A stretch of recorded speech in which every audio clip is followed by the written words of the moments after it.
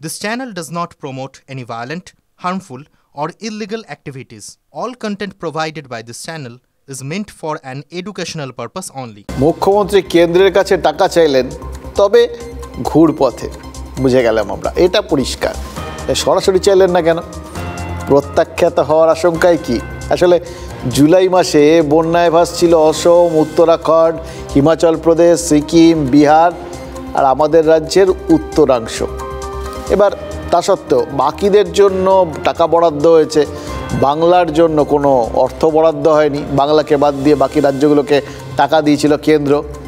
তাহলে প্রশ্ন উঠেছিল, যেটা শাসক দল করেছিল সেই সময়, বাংলার কপালে এই বঞ্চনাটাই কি একমাত্র জোটে, এর বাইরে আর কিছু জোটার নেই?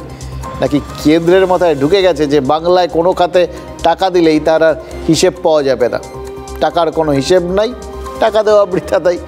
এই থিওরিতে এই কেন্দ্র বাংলাকে দেখছে ভেবে রাজ্য কি এখনও ওই সরাসরি কেন্দ্রের কাছে অর্থ বরাদ্দের দাবিটা করতে পারছে না?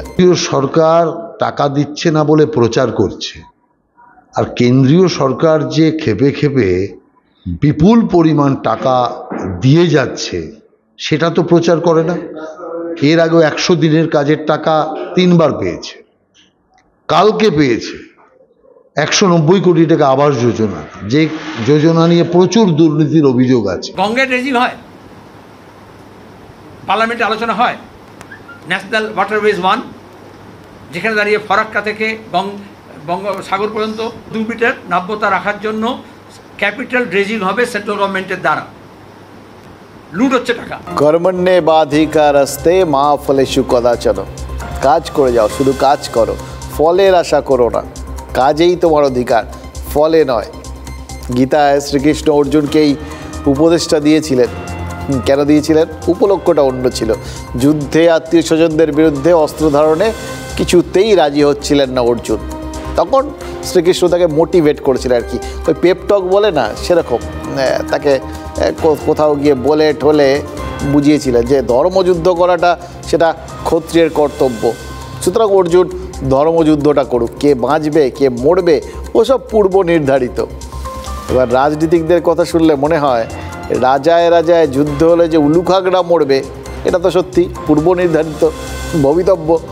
দক্ষিণবঙ্গের 8 জেলায় বন্যা পরিস্থিতি তৈরি হওয়ায় তৃণমূল কংগ্রেসের তরফে বলা হয়েছিল যে বাংলার মানুষকে ডুবিয়ে মারার পরিকল্পনা করেছে ডিভিসি। রাজ্য সরকারের তরফ থেকে তো জানানো হয়েছিল যে না জানিয়ে ডিভিসি জল ছেড়েছে বলেই এই বানভাসী হচ্ছে ঘাটাল, পাঁশকুড়া, আরামবাগ, উদয়নারায়ণপুর। অ্যাজ ইফ বলে ঠলে যদি জল ছাড়তো তাহলে এ সমস্ত জায়গাগুলো ভাসতো না। অতীতে যেন কোনো দিন ভাসেনি, ভবিষ্যতেও যেন ওই জানা থাকলে ভাসবে না। মুখ্যমন্ত্রী নিজে বলেছিলেন কিন্তু বাংলা ডিভিসির সঙ্গে সব সম্পর্ক ছিন্ন করবে। এবার প্রশ্ন উঠেছিল, ডিভিসি জল ছাড়ায় যদি পশ্চিমবঙ্গ সরকার সম্পর্ক কাট আপ করে তাহলে গরমকালে এই ডিভিসির কাছ থেকে রাজ্য জল নেবে না তো? না নিলে কিন্তু এই দক্ষিণবঙ্গের বিস্তীর্ণ অংশে সেচের কাজ সে তো ব্যাহত হতে পারে। চলবে কি করে? ওখানে তো শুকা মরশুমে এই ধরে রাখা জলই তো ভরসা, ডিভিসির জল। অথবা শুভেন্দু অধিকারী যে কথাটা বলেছিলেন, ডিভিসি যে রাজ্যে বিপুল পরিমাণ বিদ্যুৎ সরবরাহ করে, রাজ্য কি সেই বিদ্যুৎও নেবেন না?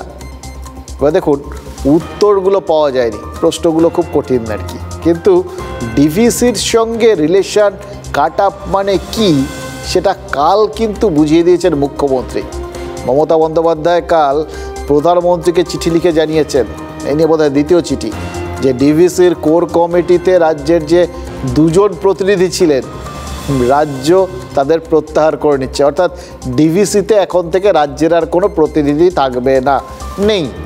এখানেই প্রশ্ন, ডিভিসিতে ওই 2 জন প্রতিনিধি থাকা সত্ত্বেও যদি রাজ্যকে না জানিয়ে জল ছাড়া হয়, মানে ডিভিসি যদিও বলেছে জানিয়েছে, কিন্তু মধ্যে কথা হচ্ছে 2 জন প্রতিনিধি থেকেও রাজ্য জানতে পারেনি যে জলটা ছাড়া হচ্ছে।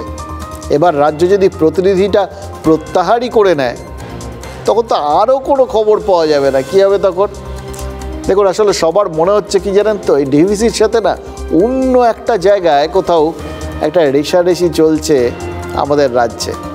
আমরা খেয়াল করছিলাম এই ডিভিসির এবছরের গোড়ায় দায়িত্ব নিয়েছেন, ডিরেক্টরের দায়িত্ব নিয়েছেন সুরেশ কুমার। এবার এই আইএএস ভদ্রলোক বেঙ্গল ক্যাডারের আইএএস, তিনি বাংলাতেই ছিলেন এবং বাংলায় এই বর্তমান শাসক দলের সরকার চলাকালীনই তার সঙ্গে শাসক দলের খটামটি লেগেছিল। শেষ পর্যন্ত তিনি ওই ডেপুটেশনে চলে যান কেন্দ্রীয় সরকারের ওখানে, গিয়ে ডিভিসির দায়িত্ব পেয়েছেন।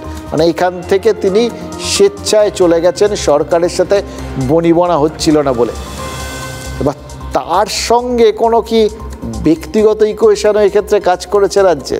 এটা কিন্তু ভেবে দেখার মতো বিষয়। জানেন তো, কোথার থেকে যে কোন বিষয়টা হয় আমরা তো জানি না। হয়তো তিনি গিয়ে এখানে তার সঙ্গে বনছিল না, এবার তিনি গিয়ে ডিভিসির প্রধান হয়েছেন, তখন নিশ্চয়ই মনে হয়েছে কোথাও গিয়ে রাজ্যের, উনি যখন ওখানে গেছেন তো সুতরাং রাজ্যের অনিষ্টই করবেন। যা করেছেন ইচ্ছাকৃতভাবে করেছেন, ফলে বাকি দিকগুলো আর দেখার দরকার পড়েনি। এবং কেন, কিভাবে এত জল না ছেড়ে কোনো উপায় ছিল কি না, এই সমস্ত নিয়েও কেউ ভাবেনি। এবং যেহেতু ওই টার্গেট করার মতো একটা রাস্তা ঠিক হয়ে গেছিল, সুতরাং এই জলগুলো এলে মানুষ যখন বানভাসী হবেন তাদের জন্য আগের থেকে যে ফরওয়ার্ড প্ল্যানিং করে রাখা যায় সেইটাও করা হয়নি। প্ল্যানিং করা হয়েছিল কীভাবে ডিভিসিকে টার্গেট করা হবে, এইটা আগে থেকে ঠিক করে রাখা হয়েছিল। সবই তো মানে একমুখী একটা ব্যাপার, এটা আছে। কেউ কেউ বলেন এক বজ্ঞা ব্যাপার, আমরা সেটা বলি না। আসলে রাজনীতির তো একটা নির্দিষ্ট অভিমুখ থাকে, এটা হয়তো সেরকম। দেখুন, মুখ্যমন্ত্রী আজ পূর্ব বর্ধমানের প্রশাসনিক বৈঠক সেরে বাঁকুড়ায় গেছিলেন। বন্যা পরিস্থিতি খতিয়ে দেখছেন আর কি টানা। এবার ওই খতিয়ে দেখার ফাঁকেই মমতা বন্দ্যোপাধ্যায় বলেছেন ডিভিসিকে ধাপে ধাপে বেসরকারি হাতে তুলে দেওয়া হবে। সেজন্যই নাকি এই ব্যারাজের পলি সংস্কার থেকে শুরু করে রাজ্যের সাথে সম্পর্ক রক্ষার ক্ষেত্রে কেন্দ্রের তরফে একটা গয়ঙ্গচ্ছ মনোভাব দেখা যাচ্ছে। দেখুন, কোন কারণটা ঠিক কোন কারণটা ভুল আমরা জানি না, কারণ যাই হোক একটা বিষয় তো পরিষ্কার, বৃষ্টি হবে সেটা প্রকৃতির নিয়মে। ডিভিসি জল ছাড়তে বাধ্য হলে জল ছাড়বে, কিছু করার নেই। এবার তাতে কেন্দ্র এবং রাজ্যের মধ্যে চাপানুতর হবে, সেটাও রাজনৈতিক নিয়ম মেনে, তাতেও আপনার আমার কিছু করার নেই। আর আমরা মানে সাধারণ মানুষ, আমরা বানের জলে ভেসে যাব বিনা দোষে, এক্ষেত্রেও কিছু করার নেই। এক্ষেত্রে শ্রীকৃষ্ণের পরামর্শ আম জনতার কোনো কাজে লাগবে না। डीवीसी कुछ काम नहीं करता, डीवीसी पानी ड्रेजिंग नहीं करता। पहले उसका जो कैपेसिटी था 4 लाख क्यूसेक मेट्रिक टन रखने के लिए, अभी वो 20% में चलाया। वो अभी बेचने का कोशिश कर रहा है कोई प्राइवेट सेक्टर को, ऐसा ही चल रहा है। ईसीएल बंद हो गया एक कि वो प्राइवेट को दे रहा है। सब जगह में यही काम ये लोग कर रहा है।